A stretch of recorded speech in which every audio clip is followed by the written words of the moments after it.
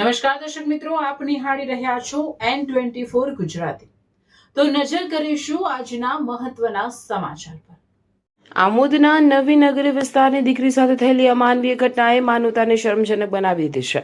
ભરૂચના શેરપુરા વિસ્તારમાં રહેતા પતિ દ્વારા નજીવી બાબતમાં પત્ની યાસ્મીનબેન દીવાન ઉપર ઢોર માર મારવામાં આવ્યો હોવાનો ગંભીર આક્ષેપ સામે આવ્યો છે। કમરથી મચપગના ભાગે બેરહમીપૂર્વક માર મારતા ઇજાગ્રસ્ત હાલતમાં મહિલાને સારવાર માટે આમોદ સામૂહિક આરોગ્ય કેન્દ્ર ખાતે ખસેડવામાં આવી હતી। મારઝૂડ અને ડરના માહોલ વચ્ચે યાસ્મીનબેન ટ્રેનમાં બેસી નીકળી ગયા હતા, પરંતુ કરજણ રેલવે સ્ટેશન પર ટ્રેન ઊભી ન રહેતા સીધા અમદાવાદ પહોંચી ગયા હતા। અજાણ્યા શહેરમાં આખી રાત ભય અને પીડા વચ્ચે પસાર કરવી પડી હતી। વહેલી સવારે લોકો પાસે ભીખ માંગી હિંમત એકઠી કરી અને જેમ તેમ કરીને પોતાના વતન આમોદ પહોંચ્યા। આ સમગ્ર ઘટના સાંભળીને લોકોમાં ભારે રોષ ફાટી નીકળ્યો છે।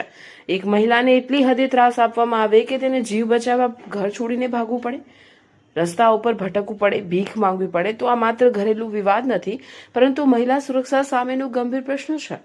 આ બાબતે આમોદ પોલીસ સ્ટેશનમાં જાણ કરવામાં આવતા ભરૂચ પોલીસ સ્ટેશનમાં નોંધાયેલી ફરિયાદના આધારે આગળની કાર્યવાહી માટે ત્યાં જવા જણાવાયું હતું। યાસ્મીનબેનના પિતા બસીરભાઈ દીવાન હવે ન્યાય માટે દોડધામ કરી રહ્યા છે। હવે સવાલ એ છે કે એક દીકરીને કેટલી પીડા સહન કરવી પડે પછી તંત્ર જાગશે? મહિલાઓ પર વધતા અત્યાચાર સામે કડક અને ઝડપી કાર્યવાહી ક્યારે થશે? દોષિત સામે કડક કાયદેસરની કાર્યવાહી થાય અને પીડિત મહિલાને તાત્કાલિક ન્યાય મળે તેવી લોકોમાં ઉગ્ર માંગ ઉઠી રહી છે। બ્યુરો ચીફ અલમાસ બાદશાહ, N24 ગુજરાતી ન્યૂઝ, ભરૂચ। બસીર ઇબ્રાહિમ દીવાન।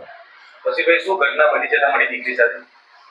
કાલે જમાઈનો ફોન મારી પર આવ્યો કે ભાઈ તમારી છોકરી કોઈને લઈને આવી ગઈ છે, તમે ઇમરજન્સીમાં આવો અને આ ખેતરોમાં અંદર આપણે જે ભરૂચ શેરપુરા ખરું ને એ ખેતરની અંદર પાછળ પહેરી ગઈ છે। એટલે હું અને મારા મિત્ર શહીદભાઈ ખરા એમને લઈને અમે લોકો પહોંચ્યા ભરૂચ પહોંચ્યા। મેં ફોન કર્યો, એમને એવું બધું કંથાઈ તમે પાછળ રસ્તે પહેરી જાઓ શેરપુરાવાળા, એ ખેતનું રસ્તામાં લોકો પાછળ બેઠા। હું ને મારા મિત્ર શહીદભાઈ ત્યાં પહોંચ્યા ત્યારે એ ભાઈ ત્યાં ગઈ જતો હજારની અંદર બાઇક લઈને મને કીધું કે આ ખેતરની અંદર છોકરા બાટાની અંદર પહેરી ગયેલી છે। મેં ને મારા મિત્ર શહીદભાઈ આખું ખેતર ગોની નાખ્યું, મતલબ કોઈ વસ્તુ બાકી નથી રાખી। અને છોકરી 2 કલાક લગભગ અમે કોઈ મહેનત કરી પણ ના મળી। ત્યાર પછી મેં એ જમાઈને એવું કીધું, મૂકું તમે FIR કરાવી આવો ભરૂચ 532 જઈને મોટી મેલ પર જઈને હું કે પોલીસ સ્ટેશન ત્યાં આગળ જઈને એમને ત્યાં કેસ કરવા મોકલી દીધા। હવે એમને કેસની અંદર હું લખાયું છે હું નહીં એ અલ્લાહ ખબર। ત્યાર પછી અમે લોકોએ એ ભાઈને જમાઈને મેં ત્યાં આગળ કેસ કરવા મોકલી દીધા, લખવા મોકલી દીધા ને હું મારી છોકરીને હોડવા નીકળી પડ્યો। ભરૂચ આખી સિટીમાં હોય નહીં, મારા જે હગાવાળા છે ત્યાં જાય મને કોઈ લાગતું ત્યાં મને તપાસ કરી, મારી છોકરી મને કોઈ જગ્યાએ મળી ના। ત્યાર પછી મેં તપાસ કરતા મને સવાર રાતે જે ટ્રેનો જાય છે, અજમેર ટ્રેનો જાય છે, એ ટ્રેનની અંદર અજમેરવાળી ટ્રેનોમાં બધી જે મારા આગળના જે ભાઈબંધો છે બધા છે એમની જોડે કોન્ટેક્ટ કરી એ બધી ટ્રેનોમાં આપણે તપાસ કરાવી, પણ મારી છોકરી મળી ના। ત્યાર પછી સવારમાં આ બનાવો સવારમાં મને ખબર પડી, આપણે લગભગ હમણાંની વાત છે, અડધો કલાકની વાત છે, આ છોકરી અહીંયા આગળ આવી। અહીંયા આગળ આવ્યા પછી આપણા છોકરીને પૂછ્યું કે બેટા તારો કેવી રીતે બનાવ બન્યો? એવું કીધું કે મને આવી તો મારી છે, જો હું પકડી ગયો તો મને ખેતરમાં જ પટાઈ દે। એ તો છોકરીની જબાની જ છે, તમારે કે મારે કહેવાની જરૂર નથી એ વસ્તુ તો।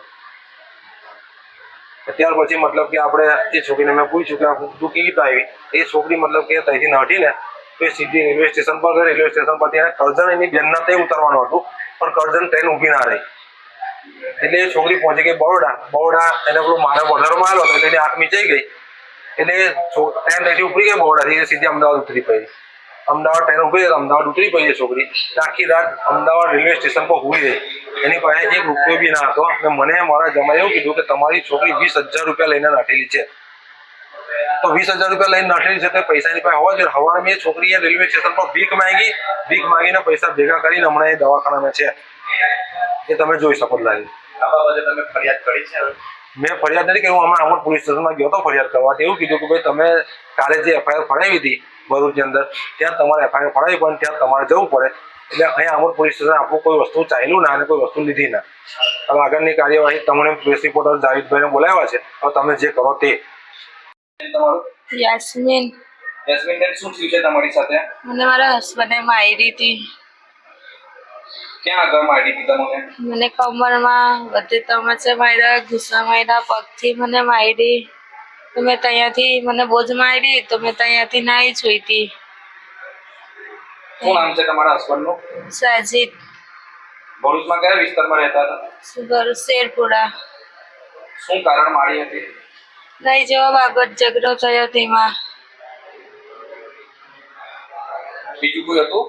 ના, મારી હાથે કોઈ ના હતું બીજું. બીજી કોઈ ધમકી બમકી આપવામાં આવી? ના, કોઈ ધમકી નહીં. મને મારી તો મેં ત્યાંથી નીકળી જ ગઈ. મારાથી માર ના સહન થયો. મેં ત્યાંથી નીકળી જ ગઈ. ત્યાંથી મેં ભાગી ગઈ.